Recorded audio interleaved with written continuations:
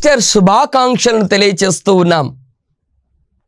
ప్రభు పేరిట మీ అందరికీ శుభములు కలుగునుగాక.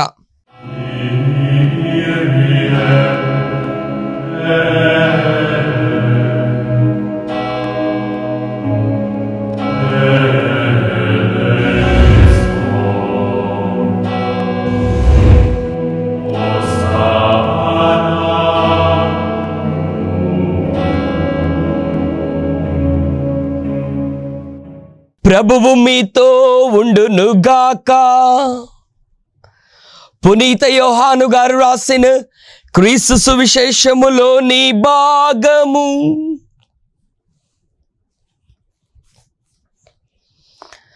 20వ అధ్యాయం వచనములు 8, 9.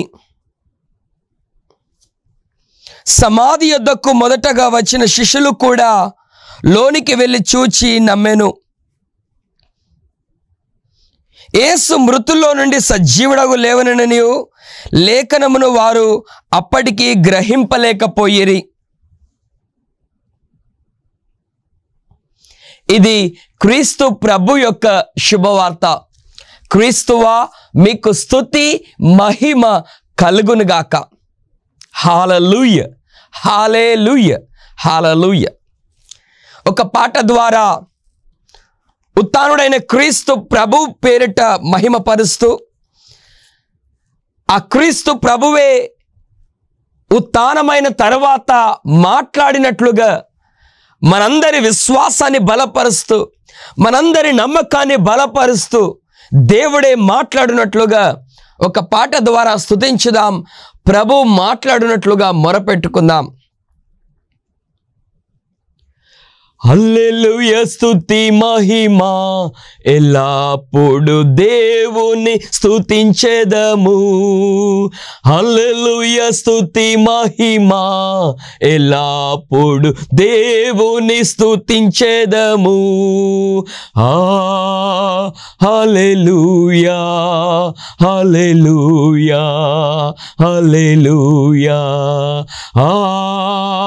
హల్లెలూయా, హల్లెలూయా, హల్లెలూయా, హల్లెలూయా స్తుతి మహిమా ఎల్లప్పుడు దేవుని స్తుతించెదము. హల్లెలూయా స్తుతి మహిమా ఎల్లప్పుడు దేవుని స్తుతించెదము. అల సైన్యములకు అధిపతి అయిన ఆ దేవుని స్తుతించెదము. అల సైన్యములకు అధిపతి అయిన ఆ దేవుని స్తుతించెదము. అల సముద్రములను దాటించిన ఆ యెహోవాను స్తుతించెదము. అల సముద్రములను దాటించిన ఆ యెహోవాను స్తుతించెదము. హల్లెలూయా స్తుతి మహిమా ఎల్లప్పుడు దేవుని స్తుతించెదము. హల్లెలూయా స్తుతి మహిమా. పరిశుద్ధుడవు సర్వశక్తిమంతుడవు తండ్రి, హల్లెలూయా, హల్లెలూయా, హల్లెలూయా అంటూ నిన్ను స్తుతిస్తాం, నిన్ను ఆరాధిస్తాం, నిన్ను మహిమపరుస్తాం, నిన్ను ఘనపరుస్తాం ప్రభువా. ఉత్థానుడైన క్రీస్తు ప్రభు పేరిట మీకు సమర్పిస్తూ ఉన్నాం. ఉత్థానుడైన క్రీస్తు ప్రభువు ఏ విధంగానైతే అపోస్తులకు మగ్దల మరియమ్మకు దర్శనమిచ్చి మాట్లాడాడో, మా అందరితో కూడా మాట్లాడుమని, మా అందరితో కూడా మా విశ్వాసాన్ని బలపరచమని, మా నమ్మకానములను బలపరచమని మా నాథుడును మీ కుమారుడు యేసయ్య పవిత్రమైన నామములో అడిగి బతిమాలుకొనుచున్నాము తండ్రి. ఆమేన్, ఆమేన్, ఆమేన్. దివ్యవాణి వీక్షిస్తున్న విశ్వాసులారా, మీ అందరికీ ఉత్థానుడైన క్రీస్తు ప్రభు పేరిట ఈస్టర్ శుభాకాంక్షలను తెలియచేస్తూ ఉన్నాం. Wish you all a happy Easter. ఈ ఈస్టర్ సందర్భముగా దివ్యవాణి వీక్షిస్తున్న వారందరికీ కూడా ప్రభువు ఇచ్చు సందేశం, దేవునికి అసాధ్యమైంది ఏది లేదు. దివ్యవాణి వీక్షిస్తున్న విశ్వాసులారా, ఈ ఈస్టర్ సందర్భముగా ఈరోజు మరి ముఖ్యముగా ప్రభు మీ అందరికీ కూడా ఇచ్చు సందేశం ఇదే: దేవునికి అసాధ్యమైంది లేదు. నిజమే. దివ్యవాణి వీక్షిస్తున్న విశ్వాసులారా, మరణించిన వారు ఏ విధంగా లేవగలరు? మరణించిన వారు ఏ విధంగా లేవగలరు? సాధ్యమేనా? దివ్యవాణి వీక్షిస్తున్న విశ్వాసులారా, ఇది సాధ్యమేనా? బైబిల్లో వాక్యం చాలా స్పష్టం చేస్తోంది.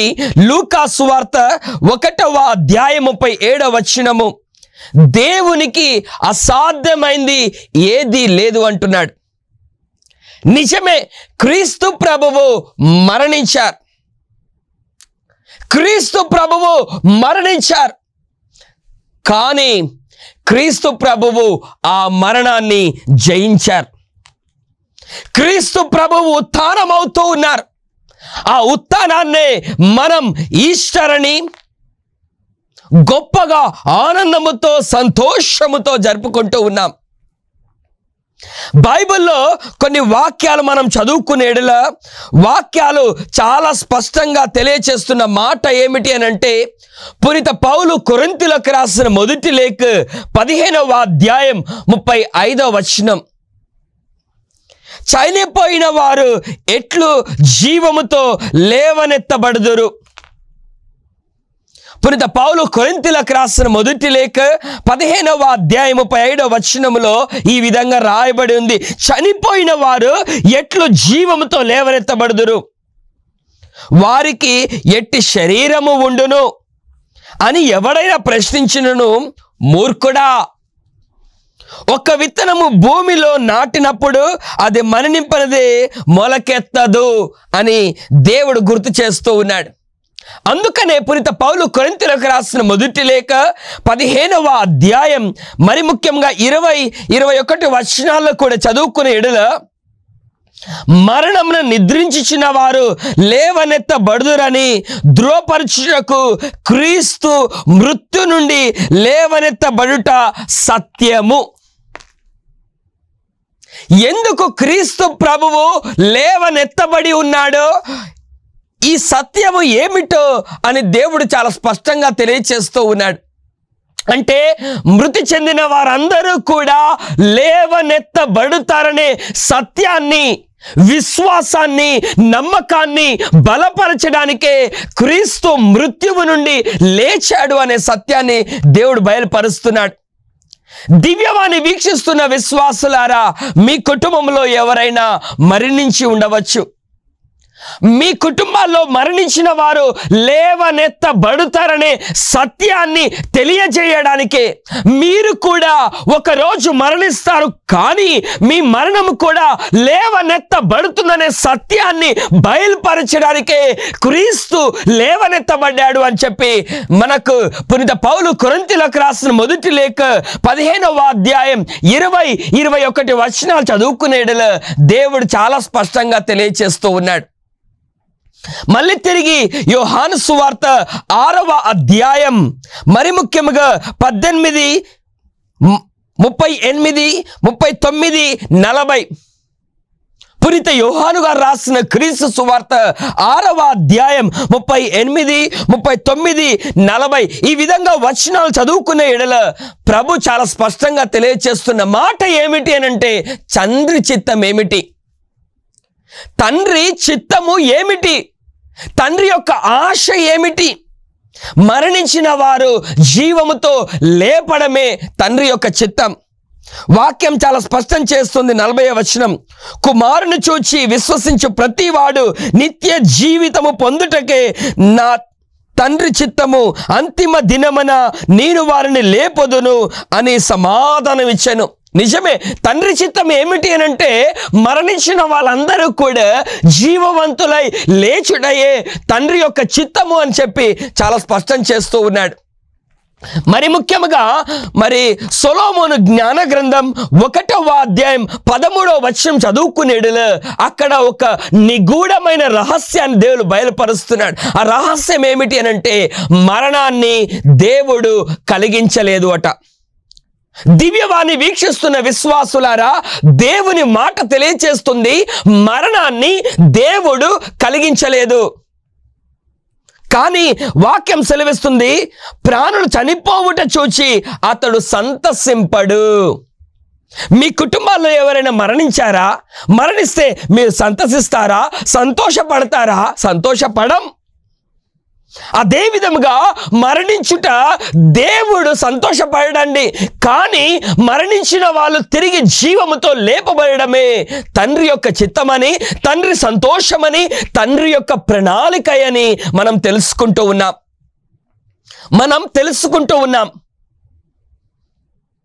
వాక్యం చాలా స్పష్టం చేస్తూ ఉంది, అతడు ప్రతి ప్రాణిని జీవించుట కొరకే సృష్టించెను.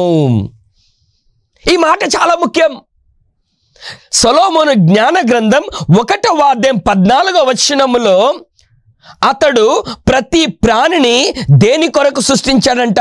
జీవించుట కొరకే సృష్టించెను అని వాక్యం రాయబడింది. నిజమే, నీ కుటుంబంలో మరణించి ఉండవచ్చు, కానీ వారిని జీవించుట కొరకే సృష్టించాడు.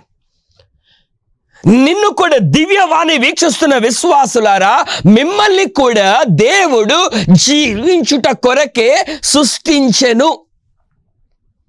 దివ్యవాణి వీక్షిస్తున్న విశ్వాసులారా, మిమ్మల్ని దేవుడు జీవించుట కొరకే సృష్టించెను.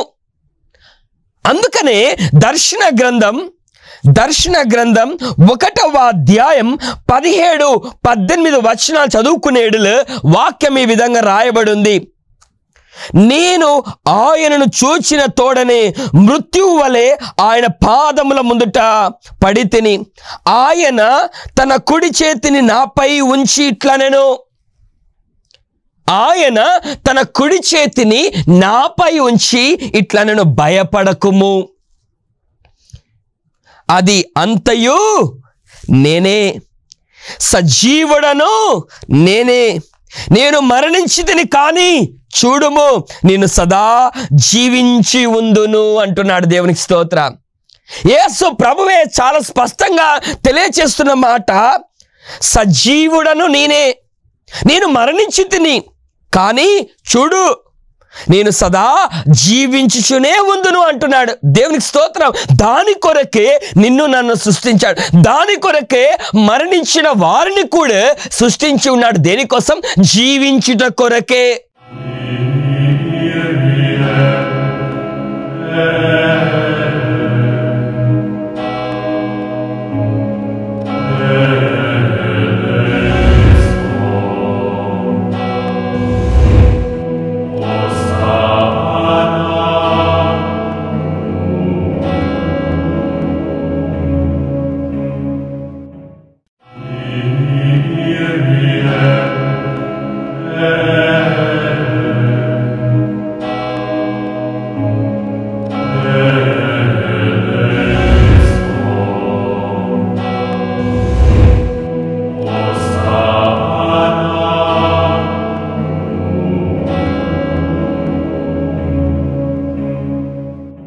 అందుకనే సొలొమోను జ్ఞాన గ్రంథంలో మనం చదువుకుంటూ ఉన్నాం, జీవించుట కొరకే నిన్ను సృష్టించానని.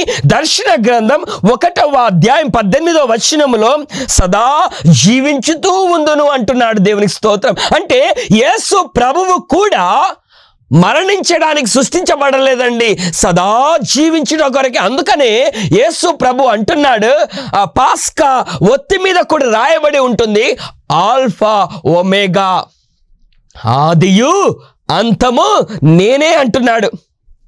ఈ వాక్యం మనకు దర్శన గ్రంథం 1వ అధ్యాయం 8వ వచనములో కూడా ఈ విధంగా రాయబడింది, ఆల్ఫా ఒమేగా నేనే అంటున్నాడు.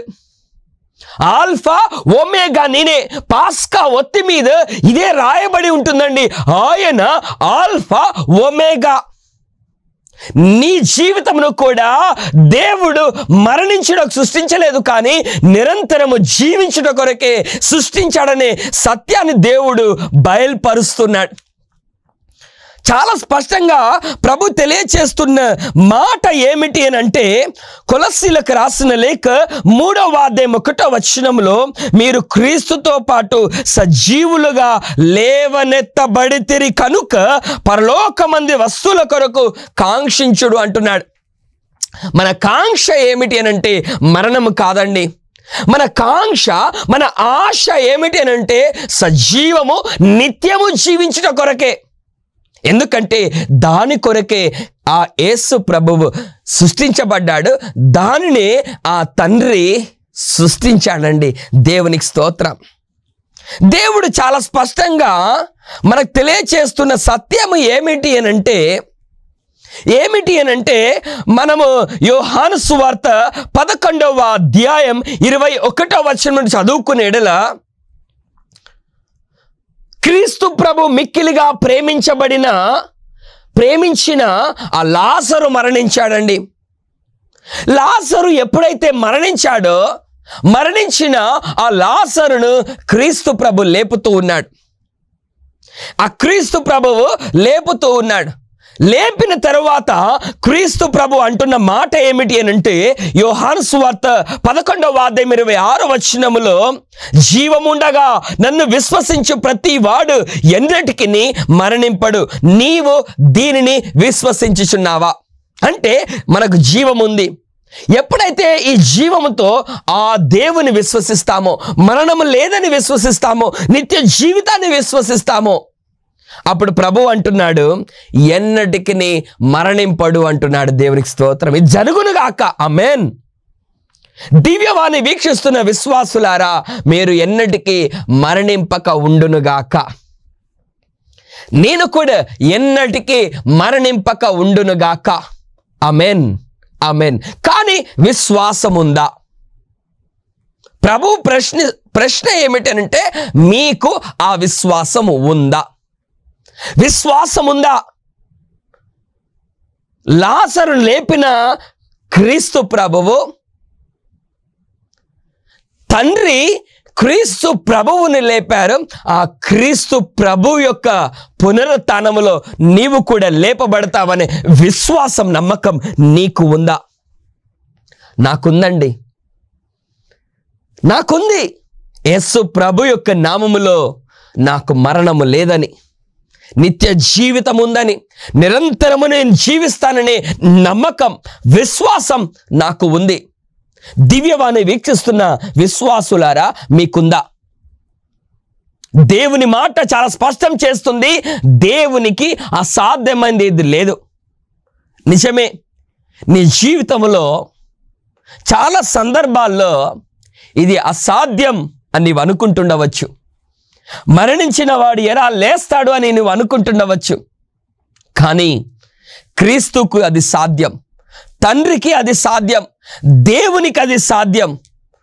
అందుకని నేను మీ యందు ఉండును, మీరు నా యందు ఉండును అను వాక్యం చాలా స్పష్టం చేస్తుంది. యోహాను సువార్త 6వ అధ్యాయం 56వ వచనంలో, నా శరీరమును భుజించి నా రక్తమును పానము చేయువాడు నా యందు ఉంటాడు, నేను వాని యందు ఉంటాడు. దేవుడే మన యందు ఉండగా దేవునికి మరణం ఉందా? మనలో ఉన్న దేవునికి మరణం ఉందా? లేదండి. దివ్యవాణి వీక్షిస్తున్న విశ్వాసులారా, ఒకటి గమనించండి, మీరు స్వీకరిస్తున్న ఆ శరీరానికి మరణం లేదు, మీరు స్వీకరిస్తున్న ఆ రక్తానికి మరణం లేదు. నీలో ఉన్న ఆ క్రీస్తువుకు ఏమీ లేదండి, మరణం లేదు. అదే విధముగా తండ్రి క్రీస్తు యందు ఉన్నాడు కాబట్టి క్రీస్తుకు మరణం లేదు.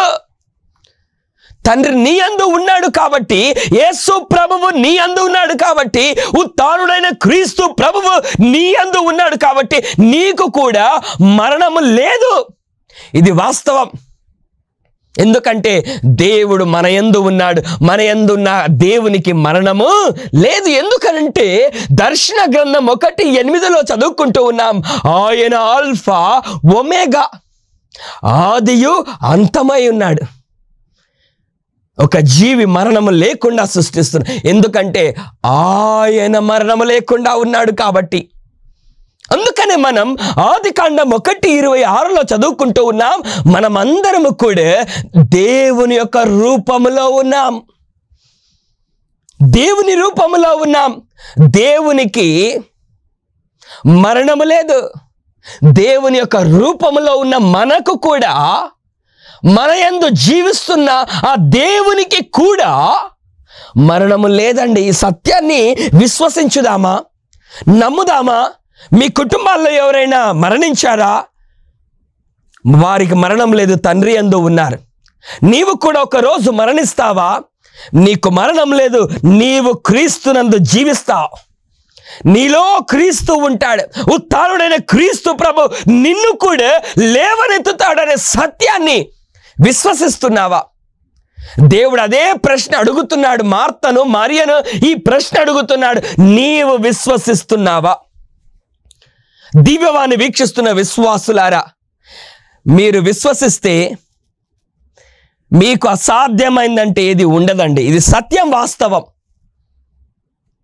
దివ్యవాణి వీక్షిస్తున్న విశ్వాసులారా, ఈస్టర్ సందర్భముగా మీ జీవితంలో అద్భుతాలు జరగాలని ఆశపడుతున్నావా? ఆశ్చర్య కార్యాలు జరగాలని ఆశపడుతున్నావా? ఇక నా జీవితంలో ఈ శ్రమ వద్దు, ఈ బాధ వద్దు, ఈ ఇక్కట్లు వద్దు, ఈ వేదన వద్దు అని చెప్పి నీవు ఆశపడుతున్నావా? ఆ వేదన నీ నుండి పోవాలనే నువ్వు మొరపెట్టుకుంటున్నావా? ఆ బాధ నీ నుండి పోవాలని మొరపెట్టుకుంటున్నావా? ఒక్కడి గుర్తుంచుకో, నువ్వు సొంత కష్టముతో, నువ్వు సొంత ప్రయాసముతో ఇప్పుడు ఎంతో కష్టపడి ఉంటావు. నీకు అసాధ్యం కాకపోయి ఉండవచ్చు, కానీ వాక్యం సెలవిస్తుంది, దేవునికి అసాధ్యమైనది లేదు. క్రీస్తు ప్రభువుని మరణము నుండి లేపిన తండ్రి నీ జీవితంలో కూడా అసాధ్యమైనది ఏది లేకుండగా ఈ ఈస్టర్ సందర్భముగా సమస్తమును నీలో సాధ్యపరచునుగాక. ఆమేన్, ఆమేన్. నీ జీవితంలో ఇక బాధ ఉండదండి, దుఃఖము ఉండదు. ఎందుకంటే వాక్యం సెలవిస్తుంది, నీ దుఃఖము సంతోషముగా మారు దినములు వస్తున్నాయంటున్నాడు. నిజమే.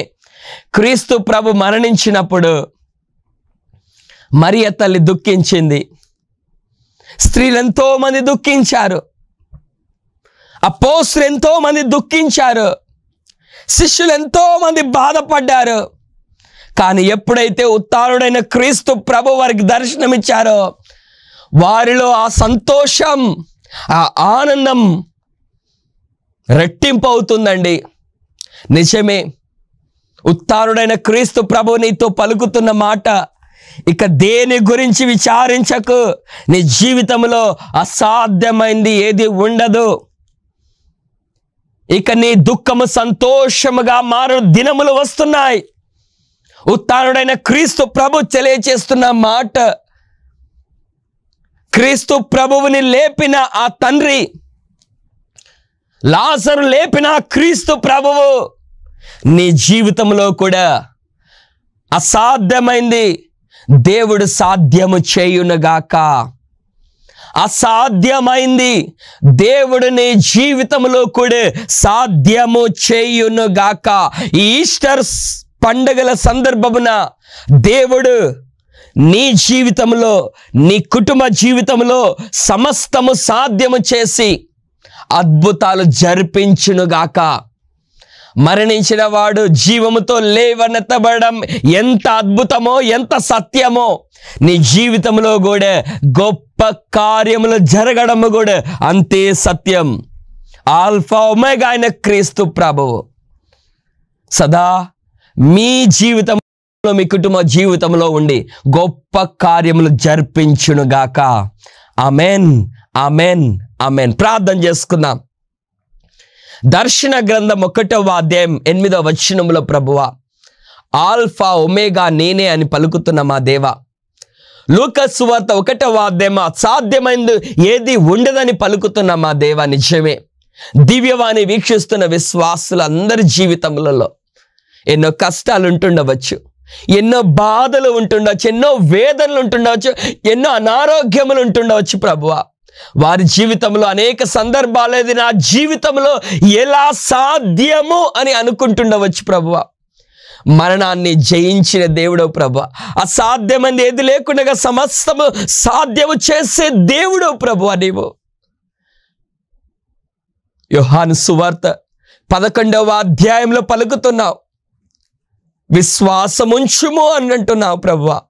దివ్యవాణి వీక్షిస్తున్న వారందరినీ జీవితంలో అద్భుతము చేయమని విశ్వాసంతో మొరపెడుతున్నాం, నమ్మకముతో మొరపెడుతున్నాను, మీద ఆధారపడి మొరపెడుతున్నాను.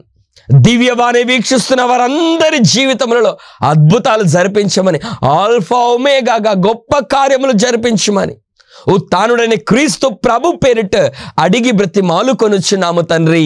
Amen, amen, amen. ప్రభువు మీతో ఉండునుగాక. సర్వశక్తి గల సర్వేశ్వరుడు పితా పుత్ర పవిత్రాత్మ సదా ఆశీర్వదించి దీవించి కాచి కాపాడుదురుగాక. Amen, amen, amen. Wish you all a happy Easter. Amen, amen, amen. God bless you.